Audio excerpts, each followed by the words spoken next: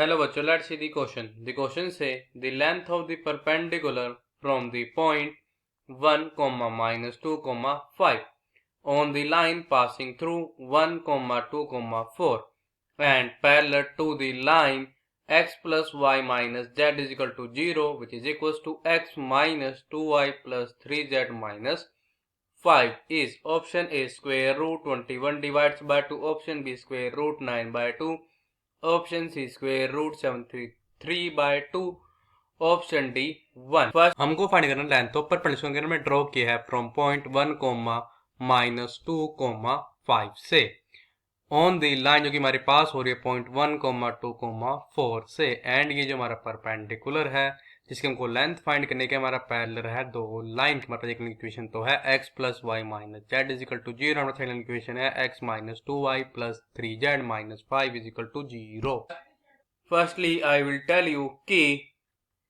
Concept और एक ही concept आपकी हेल्प करेगा इस क्वेश्चन को सॉल्व करने में। तो फर्स्ट हमारा कॉन्सेप्ट है कि वेक्टर विच इज जो कि हमारे परपेंडिकुलर होगा, परपेंडिकुलर टू वेक्टर्स। हमारे को वेक्टर फाइंड है जो हमारे परपेंडिकुलर दो वेक्टर है। वेक्टर यहाँ पे क्या है A vector and second vector क्या है B vector is given by A vector cross B vector. Now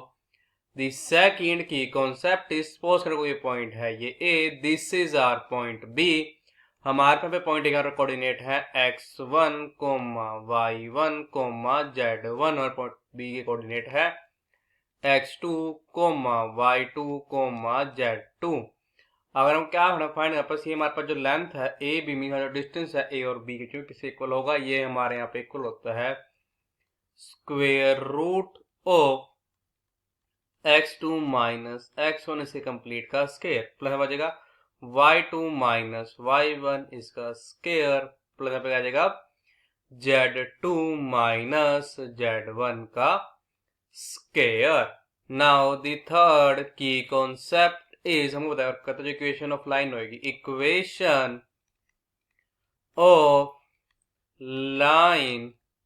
which pass through, जो ही करेगी एक पॉइंट से पास हो रही विच पास थ्रू पॉइंट और आपके पॉइंट है x1, y1, z1 एंड एक हमारी पैरेलल होएगी एक अनदर वेक्टर पहले हमारी किसी अनदर लाइन के एंड पैरेलल टू वेक्टर इसको मानते हैं यहाँ पे m वेक्टर। तो एप्लीकेशन ऑफ लाइन क्या आ जाएगी is then application of line ये हो जाएगी कि आर वेक्टर ये हम होगा दिस इज इक्वल यहाँ पे होगा x1 i cap plus y1 j cap plus z1 k cap plus आ जाएगा लैम्डा इनटू m वेक्टर। हम करेंगे इन तीनों की कॉन्सेप्ट की हेल्प से अपने क्वेश्चन को सॉल्व करेंगे। नाउ सी दिस फिर केयरफुली, ये है हमारे पास हमारा पॉइंट ए, इसका कोऑर्डिनेट है 1 माइनस 2, 5। हमारे पास ये है लाइन L1, ये हमारी लाइन ये किसी एक पॉइंट से पास हो रही है। पे कोऑर्डिनेट क्या है 1, 2, 4। ये है हमारे पास हमारी लाइन L2 जो कि हमारे क्या है हमारी पैरेलल एक्स पॉइंट को अगर मान ले P, ये हमारी पैरेलल है हमारी लाइन AB के। मीन जो हमने परपेंडिकुलर ड्रॉ किया है फ्रॉम पॉइंट A हमारी लाइन L1 पे। हमारे पे लाइन L2 इक्वेशन है हमारे पास x plus y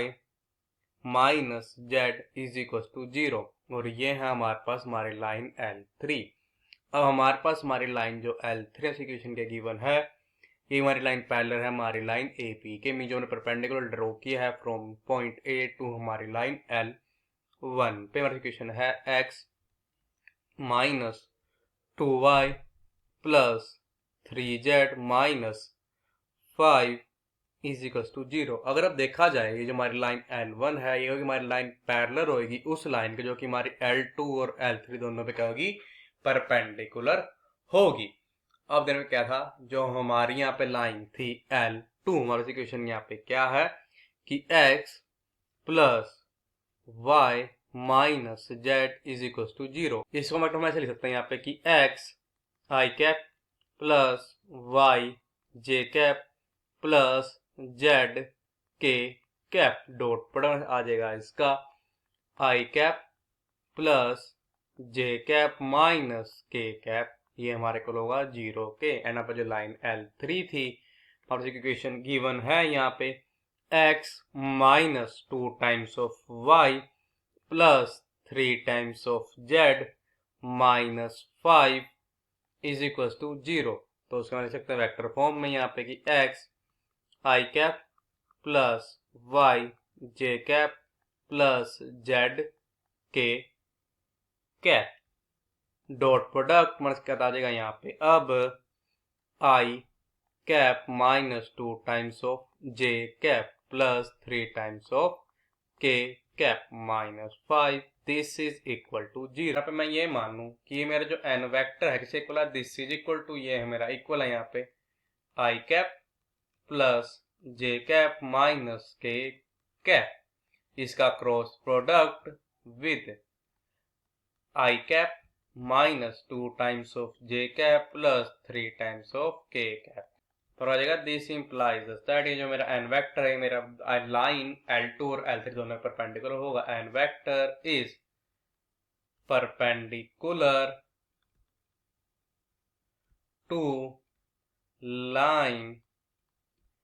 L2 and L3। अगर ये मेरा वेक्टर लाइन L2 और L3 के क्या है, परपेंडिकुलर है, तो ये मेरा वेक्टर क्या होगा, पैरेलल होगा हमारी लाइन L1 के। दिस इंप्लाइज दैट कि एन वेक्टर इज पैरेलल होगा पैरेलल टू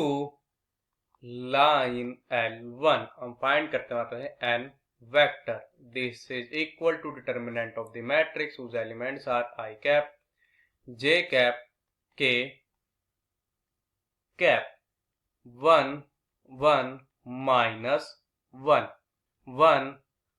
माइनस 2 3। थोड़ा जाएगा दिस इंप्लाइज दैट कि जो एन वेक्टर है मतलब होगा दिस इज कि यहाँ पे आई कैप और हो जाएगा 1 multiply 3 minus of minus 1 multiply minus 2 mean पे आ जाएगा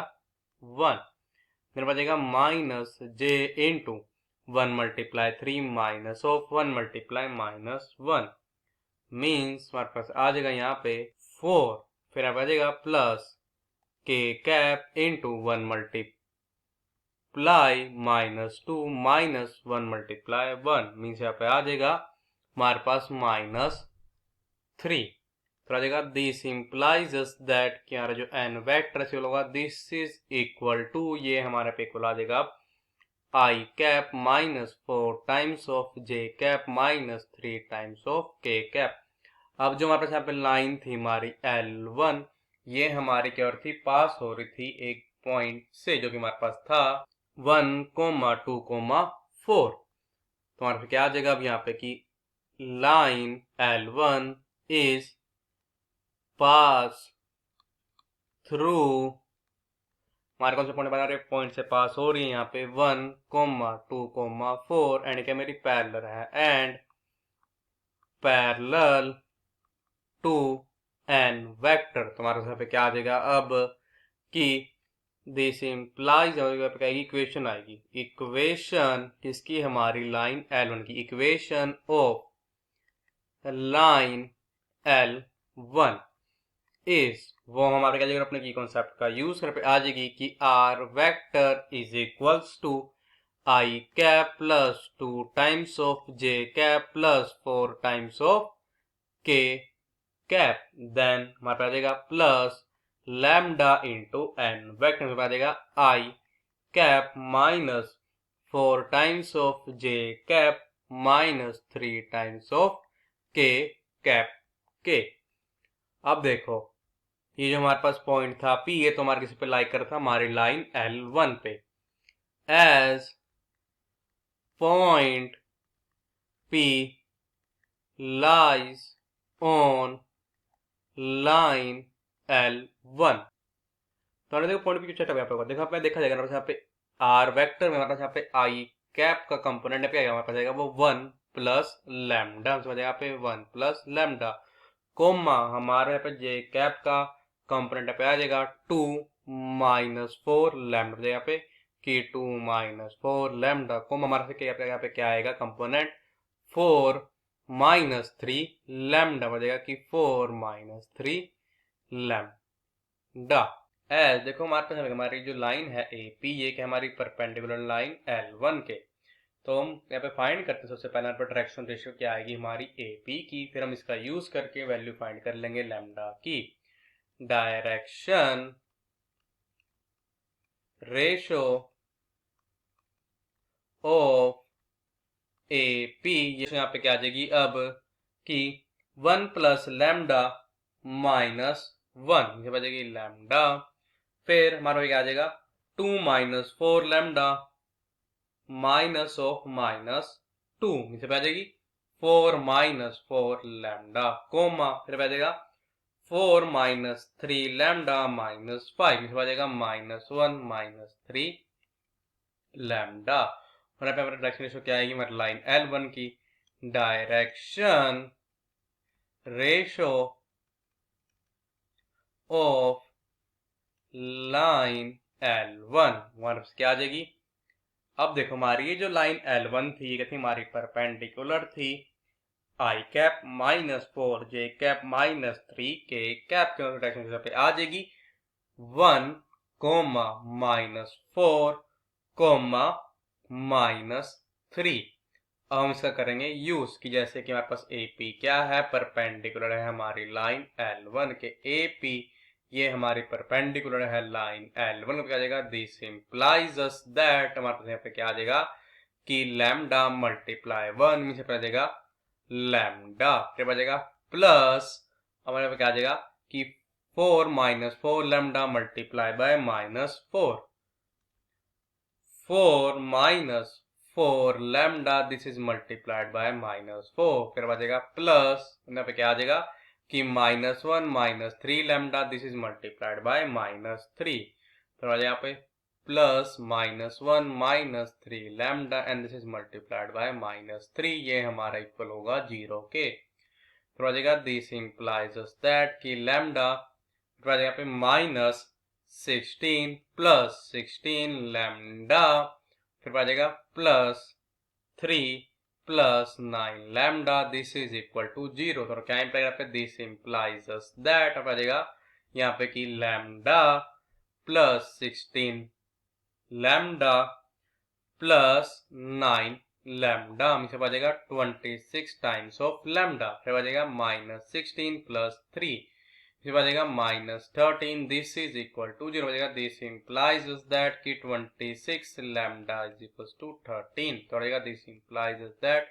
कि लैम्डा हमारा इक्वल हो जाएगा यहाँ पे 1 डिवाइड्स बाय 2k, तो हमारा पॉइंट P हम यहाँ पे क्या बन जाएगा कि 1 प्लस लैम्डा हो जाएगा 1 प्लस 1 बाय 2 में हो जाएगा 3 डिवाइड्स बाय 2, फिर आ जाएगा कोमा 2 माइनस 4 मल्टीप्लाई 1 बाय 2 हो जाएगा, फिर 2 माइनस 2 मीन्स 0, फिर आ जाएगा 4 माइनस 3 मल्टीप्लाई 1 बाय 2 मीन्स पे आ जाएगा यहाँ पे कि 5 डिवाइड्स बाय 2। अब यहाँ पे हमारा जो पॉइंट A था, हमारा पॉइंट A था हमारे पास यहाँ पे 1 कोमा माइनस 2 कोमा 5, हम क्या फाइंड करते हैं पे AP जो कि हमारा क्या होगी परपेंडिकुलर लेंथ, आज इसको हमने फाइंड करना था, तो बजाय कि AP जो कि हमारा क्या रिक्वायर्ड आंसर भी है, AP हो जाएगा दिस हो जाएगा कि स्क्वायर रूट ओ, फिर वजह पे अब x 2 माइनस x1 के कंप्लीट का स्क्वायर यहाँ पे आ जाएगा 1 माइनस 3 डिवाइड बाय 2 का स्क्वायर, फिर यहाँ पे प्लस x 2 माइनस x1 से कंप्लीट का स्क्वायर पे आ जाएगा 2 का स्क्वायर, प्लस हमारे यहाँ पे क्या आ जाएगा अब कि z2 माइनस z1 से कंप्लीट का स्क्वायर आ जाएगा कि 5 माइनस 5 डिवाइड्स बाय 2 इसके कंप्लीट का स्क्वायर, तो हमारे इक्वल हो जाए दिस इज इक्वल हो जाएगी square root of 1 minus 3 divide by 2 से कंप्लीट का स्क्वायर में बचेगा 1 डिवाइड बाय 2 का स्क्वायर में बचेगा 1 डिवाइड्स बाय 4 का जाएगा प्लस 2 का स्क्वायर मीन्स 4 का जाएगा प्लस 5 माइनस 5 डिवाइड बाय 2 से कंप्लीट का स्क्वायर इस बचेगा 5 डिवाइड बाय 2 का स्क्वायर बचेगा 25 डिवाइड्स बाय 4 ये हमारे इक्वल हो जाएगा स्क्वायर रूट ऑफ हमारे जगह पे सबका यहाँ पे क्या आ जाएगा डिनोमिनेटर में यहाँ आ जाएगा 4 फिर बचेगा 1 प्लस 4 मल्टीप्लाई 4 मीन्स 16 बचेगा प्लस 25 तो ये हमारा इक्वल हो जाएगा दिस इज हो जाएगी square root of 1 plus 16 means हमारा आ जाएगा 17 एंड 17 प्लस 25 तो हमारे पास अब यहाँ पे आ जाएगा 42 डिवाइड्स बाय 4 तो ये हमारा इक्वल हो जाएगा इक्वल हो जाएगा स्क्वायर रूट ऑफ